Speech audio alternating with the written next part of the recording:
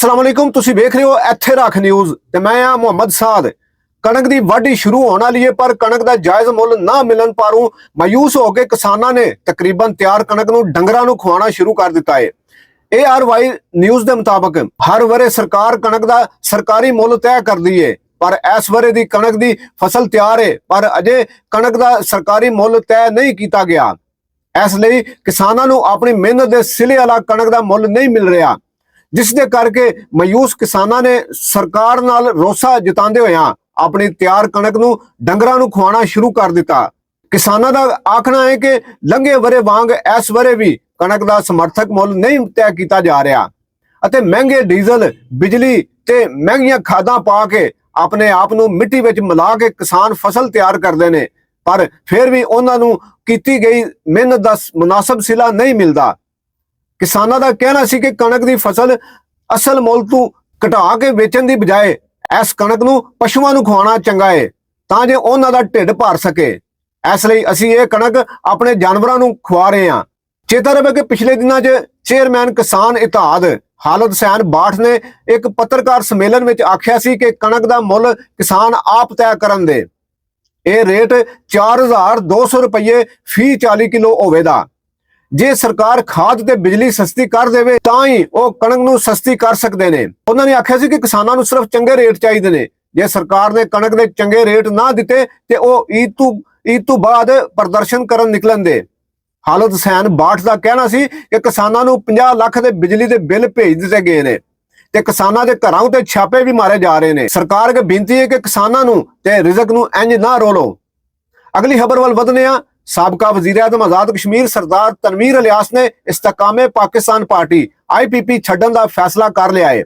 वसीलियां के मुताबिक सरदार तनवीर इलियास ने सरकारी तौर उत्ते पार्टी तो वख होने का फैसला किया है कि सरदार तनवीर इलियास भी छेती ही इस्तकामे पाकिस्तान पार्टी आजाद कश्मीर की सदारत तो इस्तीफा दे देन दे। वसीलियां का कहना है कि सरदार तनवीर इलियास छेती ही अपने सियासी भविख का ऐलान करन दे। सरदार तनवीर इलियास वख-वख सियासी जमातां दे आगुआं दे नाल भी संपर्क विच ने। चेता रहे कि कुछ दिन पहला आजाद कश्मीर की सुप्रीम कोर्ट ने सरदार तनवीर इलियास की नाअहली खत्म कर दी थी। अगली खबर दे वाल वधने आ।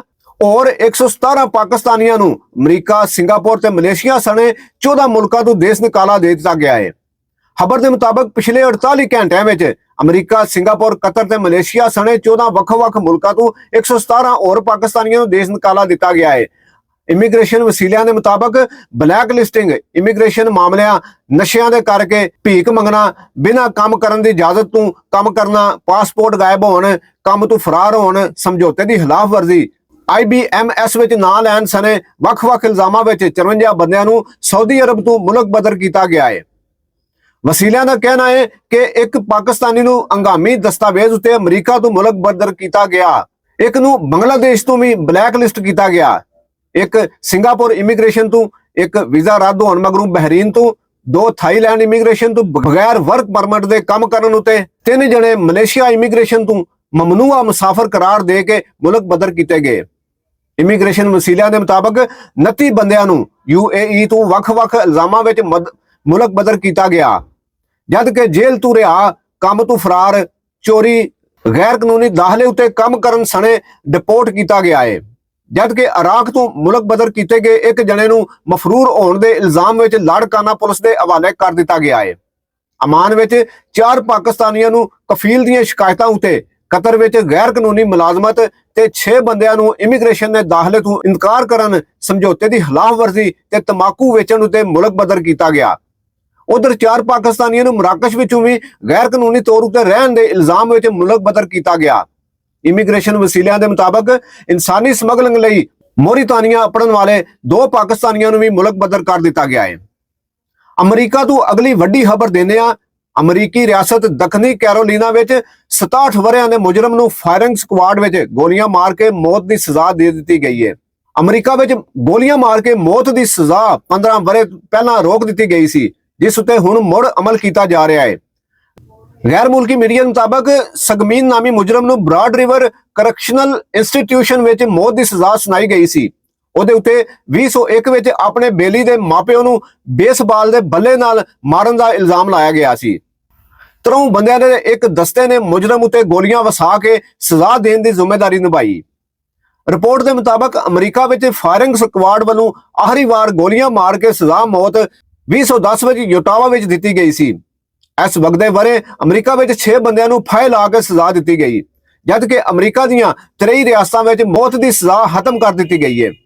ਅੱਗੇ ਆਓ, ਈਰਾਨ ਨੇ 11 ਲੱਖ ਅਫਗਾਨ ਪ੍ਰਵਾਸੀਆਂ ਨੂੰ ਦੇਸ਼ ਵਿੱਚੋਂ ਕੱਢ ਦਿੱਤਾ ਤੇ ਹੋਰ ਪ੍ਰਵਾਸੀਆਂ ਨੂੰ ਪਨਾਹ ਦੇਣ ਤੇ ਅਫਸੋਸ ਦਾ ਇਜ਼ਹਾਰ ਕੀਤਾ ਹੈ। ਈਰਾਨੀ ਵਜ਼ੀਰ ਦਾਖਲਾ ਸਿਕੰਦਰ ਮੋਮਨੀ ਦੇ ਮੁਤਾਬਕ ਮੁਲਕ ਵਿੱਚ ਅਫਗਾਨ ਮਹਾਜਰਾਂ ਲਈ ਹੁਣ ਕੋਈ ਗੁੰਜਾਇਸ਼ ਨਹੀਂ ਹੈ। ਇਹਨਾਂ ਲਈ ਈਰਾਨ ਸਰਕਾਰ ਨੇ ਡਾਢੇ ਪ੍ਰਬੰਧ ਕੀਤੇ ਨੇ ਤੇ ਗੈਰ ਕਾਨੂੰਨੀ ਸਰਗਰਮੀਆਂ ਨੂੰ ਰੋਕਣ ਲਈ ਸਰਹੱਦੀ ਨਿਗਰਾਨੀ ਵੀ ਵਧਾ ਦਿੱਤੀ ਹੈ। ਅਫਗਾਨਿਸਤਾਨ ਦੀ ਤਾਲਿਬਾਨ ਸਰਕਾਰ ਨੇ ਈਰਾਨ ਤੇ ਪਾਕਿਸਤਾਨ ਤੋਂ ਮੰਗ ਕੀਤੀ ਹੈ ਕਿ ਉਹ ਅਫਗਾਨ ਪ੍ਰਵਾਸੀਆਂ ਦੀ ਵਾਪਸੀ ਬਦੋਬਦੀ ਦੀ ਬਜਾਏ ਸੁਲੱਖੇ ਢੰਗ ਨਾਲ ਕਰਨ। ਪਾਕਿਸਤਾਨ ਦੀ ਵਜ਼ਾਰਤ ਦਾਖਲਾ ਨੇ ਵੀ ਸਾਰੇ ਅਫਗਾਨ ਜਿਨ੍ਹਾਂ ਕੋਲੇ ਅਫਗਾਨਿਸਤਾਨ ਦੇ ਪਛਾਣ ਪੱਤਰ ਨੇ ਰੱਖਣ ਵਾਲਿਆਂ ਨੂੰ 31 ਮਾਰਚ ਤੱਕ ਮੁਲਕ ਛੱਡਣ ਦੀ ਮੱਤ ਜਾਰੀ ਕੀਤੀ ਹੈ। ਵਜ਼ਾਰਤ ਦਾਖਲਾ ਦੇ ਮੁਤਾਬਕ 31 ਮਾਰਚ ਦੇ ਬਾਅਦ ਗੈਰ ਕਾਨੂੰਨੀ ਤੌਰ ਉਤੇ ਪਾਕਿਸਤਾਨ ਵਿੱਚ ਵਸ ਰਹੇ ਗੈਰ ਮੁਲਕੀਆਂ ਦੇ ਖਿਲਾਫ ਡਾਢੀ ਕਾਰਵਾਈ ਕੀਤੀ ਜਾਵੇਗੀ ਤੇ ਮੁਲਕ ਬਦਲੀ ਦਾ ਅਮਲ ਅਪ੍ਰੈਲ ਦੀ 1 ਤਰੀਕ ਤੋਂ ਸ਼ੁਰੂ ਹੋ ਜਾਏਗਾ। ਈਰਾਨ ਨੇ ਪਾਕਿਸਤਾਨ ਵਿੱਚ ਅਫਗਾਨ ਮਹਾਜਰਾਂ ਦੇ ਖਿਲਾਫ ਸਖਤ ਪਾਲਿਸੀਆਂ ਮਗਰੋਂ ਲੱਖਾਂ ਅਫਗਾਨੀ ਸ਼ਹਿਰੀ ਗੈਰ ਯਕੀਨੀ ਦੀ ਸੂਰਤ ਹਾਲ ਵਿੱਚ ਡੁੱਬ ਗਏ ਨੇ। ਮੌਸਮ ਦੀ ਜਾਣਕਾਰੀ ਦਿੰਦੇ ਆ, ਮਹਿਕਮਾ ਮੌਸਮੀਆਤ ਨੇ ਅੱਜ ਤੋਂ ਮੁਲਕ ਭਰ ਵਿੱਚ ਮੀਂਹ ਦੀ ਇੱਕ ਨਵੀਂ ਲੜੀ ਦੀ ਪੇਸ਼ਗੋਈ ਕੀਤੀ ਹੈ। ਮਹਿਕਮਾ ਮੌਸਮੀਆਤ ਦੇ ਮਾਹਿਰਾਂ ਮੁਤਾਬਕ ਐਤਵਾਰ ਤੋਂ ਲਹਿੰਦੇ ਦੀਆਂ ਹਵਾਵਾਂ ਦੀ ਲੜੀ ਪਰਬਤੀ ਇਲਾਕਿਆਂ ਵਿੱਚ ਦਾਖਲ ਹੋਵੇਗੀ ਤੇ ਗਰਜ ਲਿਸ਼ਕ ਦੇ ਨਾਲ ਪੈਣ ਵਾਲਾ ਮੀਂਹ 16 ਮਾਰਚ ਤੱਕ ਜਾਰੀ ਰਹਿਣ ਦੀ ਆਸ ਹੈ। ਮਹਿਕਮਾ ਮੌਸਮੀਆਤ ਦੇ ਮੁਤਾਬਕ 9 ਤੋਂ 16 ਮਾਰਚ ਤੱਕ ਇਸਲਾਮਾਬਾਦ, ਰਾਵਲਪਿੰਡੀ, ਚਤਰਾਲ, ਮਰੀ, ਗਿਲਗਿਤ ਬਲਤਿਸਤਾਨ, ਕਸ਼ਮੀਰ ਵਿੱਚ ਬਾਰਿਸ਼ਾਂ ਦਾ ਇਮਕਾਨ ਹੈ ਅਤੇ ਪਹਾੜਾਂ ਉੱਤੇ ਬਰਫ਼ ਵੀ ਪੈ ਸਕਦੀ ਹੈ। ਪੰਜਾਬ ਦੇ ਬਹੁਤੇ ਸ਼ਹਿਰਾਂ ਵਿੱਚ 12 ਤੋਂ 16 ਮਾਰਚ ਤੱਕ ਬੱਦਲਬਾਈ ਹੋਣ ਦੀ ਆਸ ਹੈ, ਜਦਕਿ 14 ਤੋਂ 15 ਮਾਰਚ ਨੂੰ ਬਲੋਚਿਸਤਾਨ ਦੇ ਕੁਝ ਕੁ ਇਲਾਕਿਆਂ ਵਿੱਚ ਗਰਜ ਲਿਸ਼ਕ ਨਾਲ ਮੀਂਹ ਪੈਣ ਦਾ ਇਮਕਾਨ ਹੈ। ਇਹਨਾਂ ਖਬਰਾਂ ਬਾਰੇ ਤੁਹਾਡੀ ਕੋਈ ਵੀ ਰਾਏ ਜਾਂ ਸੁਝਾਅ ਸਾਡੇ ਲਈ ਬੜੀ ਕੀਮਤੀ ਹੋਵੇਗੀ। ਆਪਣੀ ਰਾਏ ਸਾਡੇ ਨਾਲ ਜ਼ਰੂਰ ਸਾਂਝੀ ਕਰਿਓ। ਰੱਬ ਰਾਖਾ।